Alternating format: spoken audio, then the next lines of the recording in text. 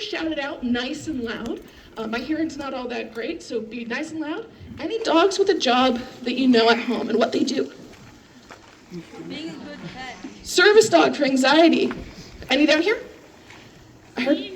Seeing eye dog. Therapy dog. Sheep herder. Search and rescue. Police dogs. Law enforcement dogs. Customs dogs. Any down here? Cattle dogs. Gotta love the cattle dog. So in just that brief moment, we can see dogs are being used for protection, to enforce laws, to help with livestock, to hunt, to help people, do all those jobs. And all of those jobs are part of what made dogs so important to early humans and today. Early estimations put domestication of dogs about 33,000 years ago. But that number is kind of mobile. We're finding out more and more about dogs, and new evidence pops up every so often that pushes that date farther back. So in doing all those jobs, they were super important, and especially here in Alaska. Here in Alaska, the area we are on right now is the homeland of the Denali people. The Denali people have called this place home for time immemorial and continue to this day. And dogs have been an essential part of life for Denali people for as long as they've been here. Dogs provided protection for their camps from people and wildlife. They acted as companions during those cold winter nights. They helped find and hunt prey and even take that prey back to camps. They helped move things from one seasonal camp to the next as the weather changed, and also eventually became a mode of transportation for this landscape. They've been here for a long time, and our Park Service has been here for what we might think is a long time, but it's just a blip in the actual span of history of dogs in this area. Our Park Service has been here for just over 100 years.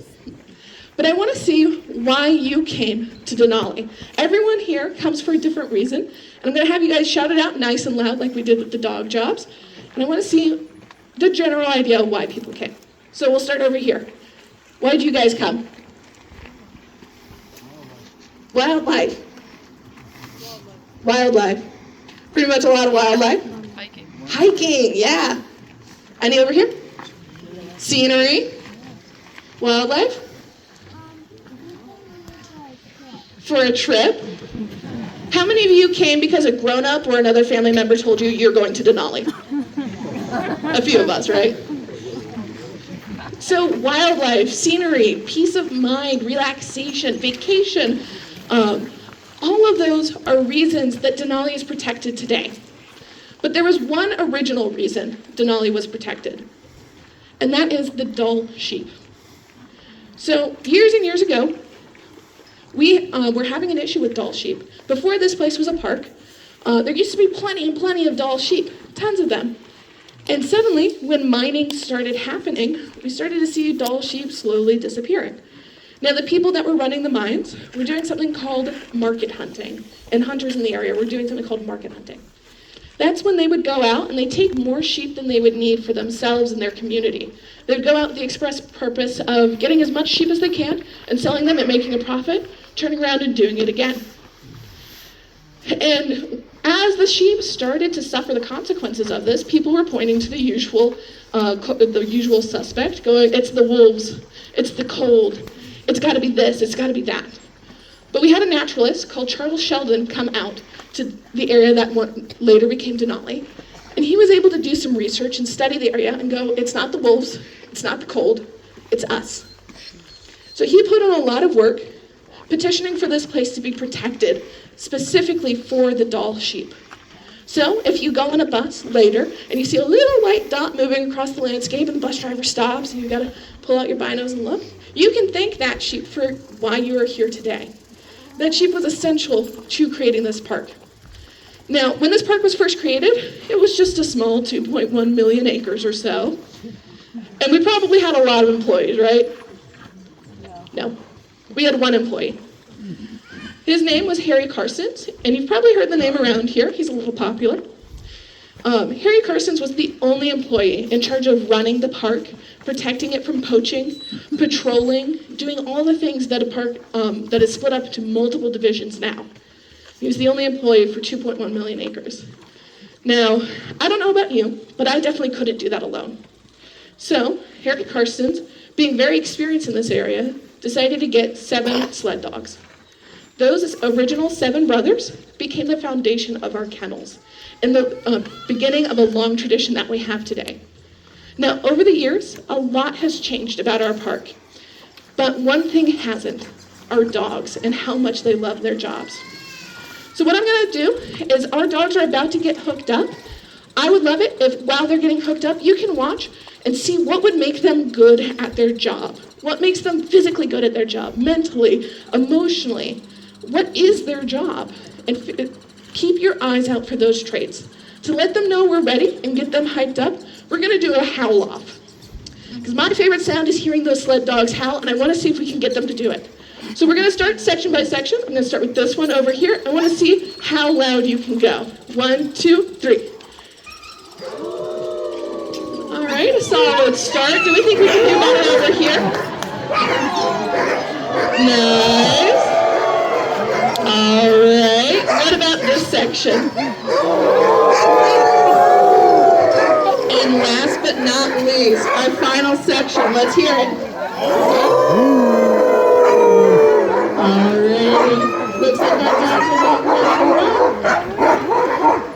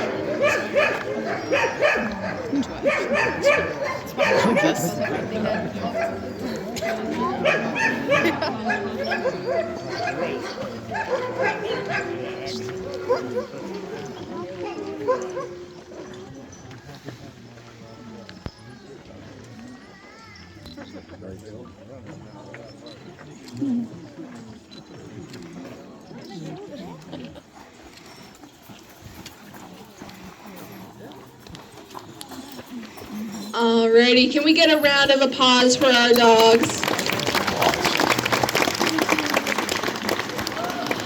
And can we get another round of applause for our kennel staff? They're the reason that we're able to do this.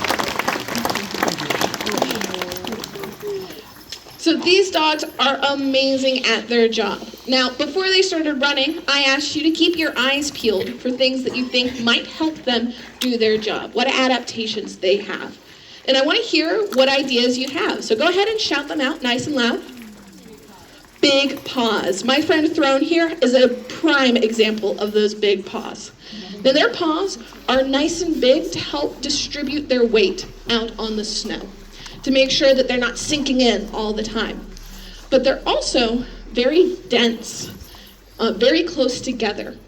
And that is because if you've ever had a dog out in the snow, maybe like a golden retriever, that they have those big wide paws built for swimming, they might start to get these ice balls in between their toes.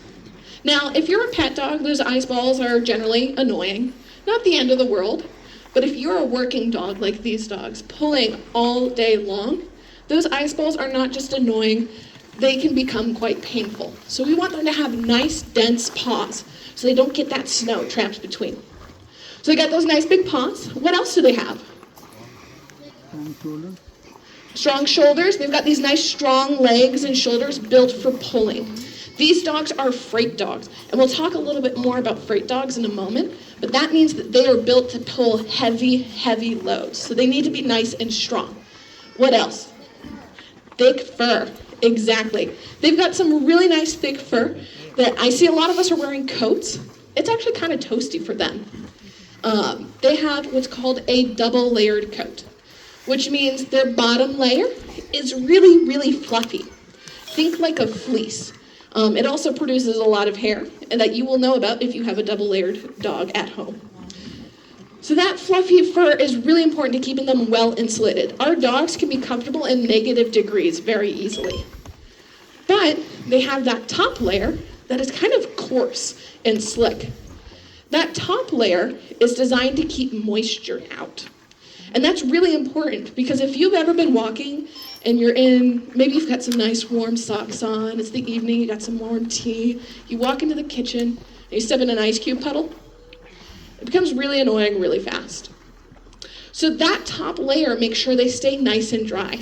Just the other day, it was raining pretty heavily over here, and I visited the dogs, and I looked at them and I was like, oh my gosh, you gotta be drenched, man. But once you stuck your fingers underneath, they're completely dry and nice and warm. So that's essential for when they're out there in those really cold, snowy areas. So they got that double coat. What else do they got? Teeth. Those are really helpful for chewing down treats, which they love. What else? Nice big ears. And those nice big ears are really important for listening. Our dogs here need to be really trainable and need to like people.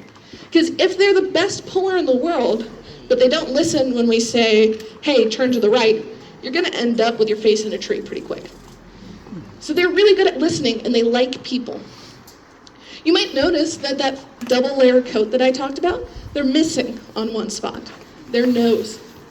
So, thankfully, they have a special tool to help them with that nice fluffy tail.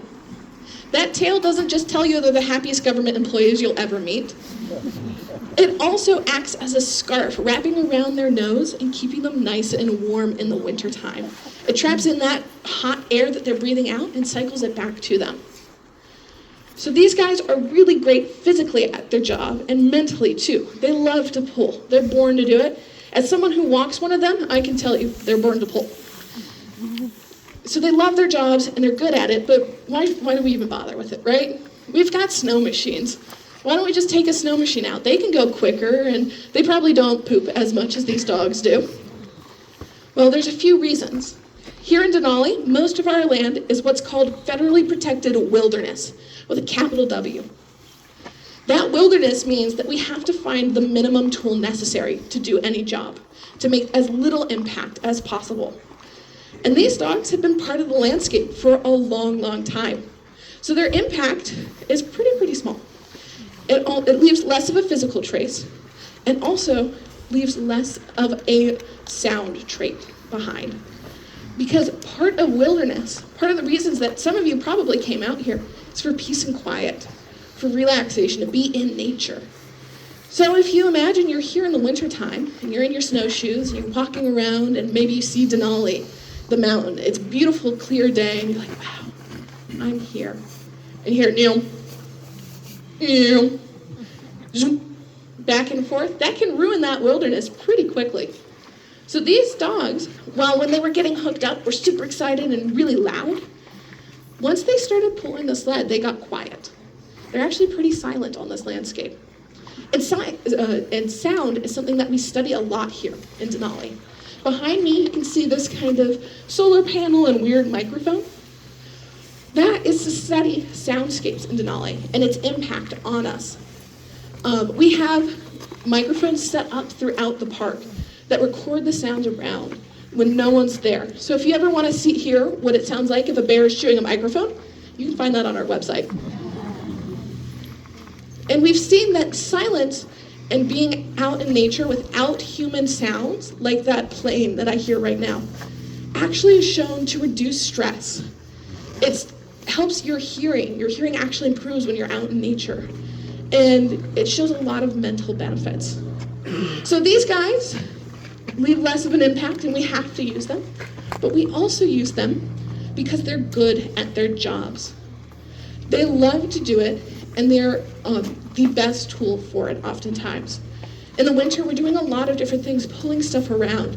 So they're great at pulling those heavy loads, but they also have some really important traits that help them out there. Have any of you heard that Alaska's a little cold? Just a bit.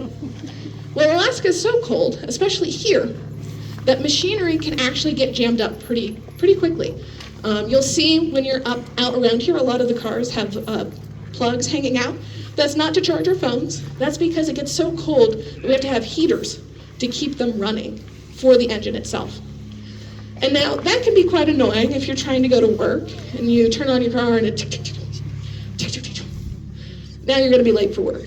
But out here, if you're a backcountry ranger and you're going out there leaving supplies or doing research, and you come back to your snow machine and it's making that noise and it's not turning on, it's not annoying. It can very quickly be a matter of life and death.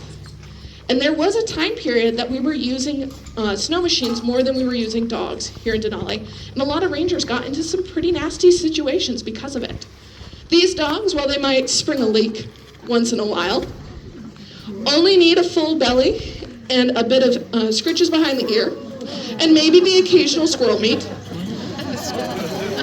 to feel like they're ready to go.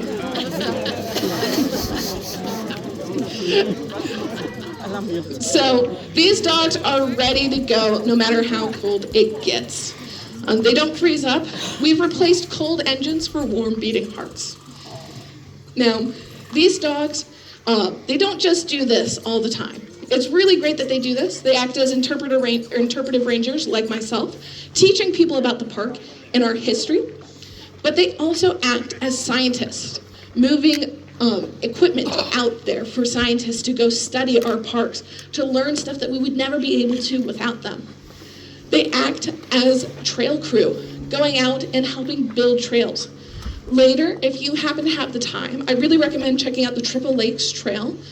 Just at the beginning of it, there's a suspension bridge that our sled dogs helped us build.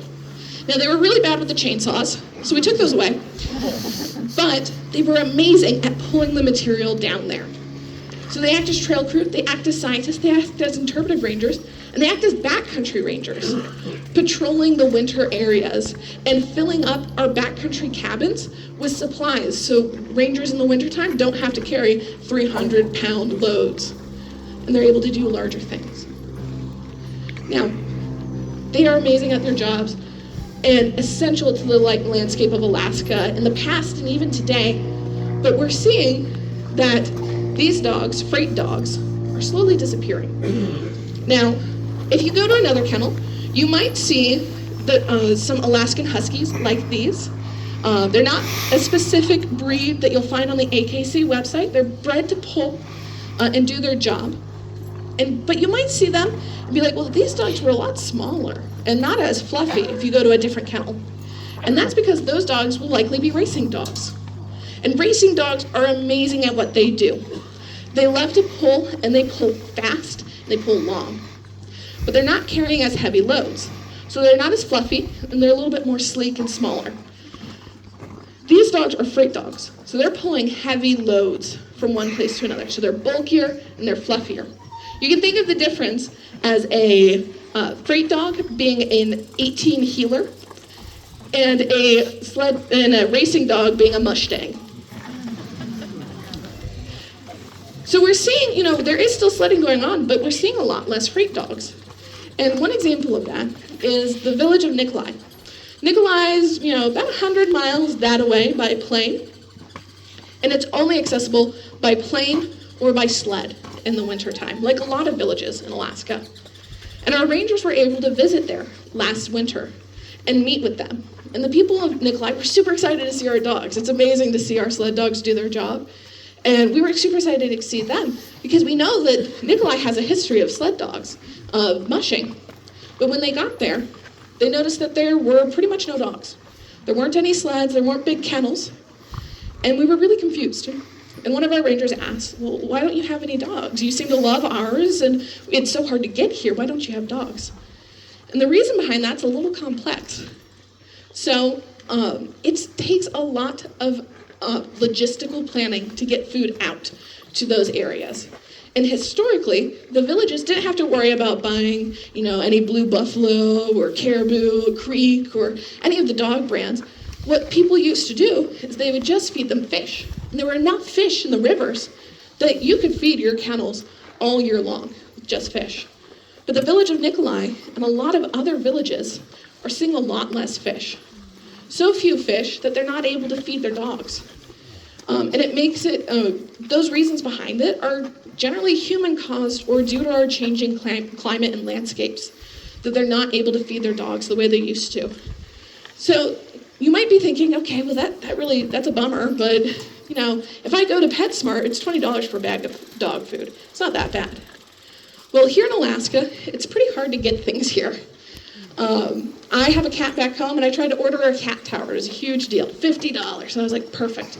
I loaded it up into my cart, and I put my address in, and I saw that $50 would go up to about $400 because of shipping. It takes a lot of fuel and logistical planning to get packages out to Alaska. And so it makes it so it's not feasible for a lot of people to have dogs, or to have dogs in general. And so we're starting to see them disappear. And that can be really jarring, especially for those of us who love dogs and love our sled dogs. But I don't want you guys to get disheartened, because here at our kennels, we're able to teach people all about them, teach visitors like you. Our dogs are able to keep doing their job, and we're able to teach new mushers, the next generation, of why these dogs are so important and why they are amazing. They aren't just an amazing part of our past, they're a light towards our future and how we'll manage these changing landscapes. So, thank you so much for your time. There's just a few logistical points that I have to go over before I let you go.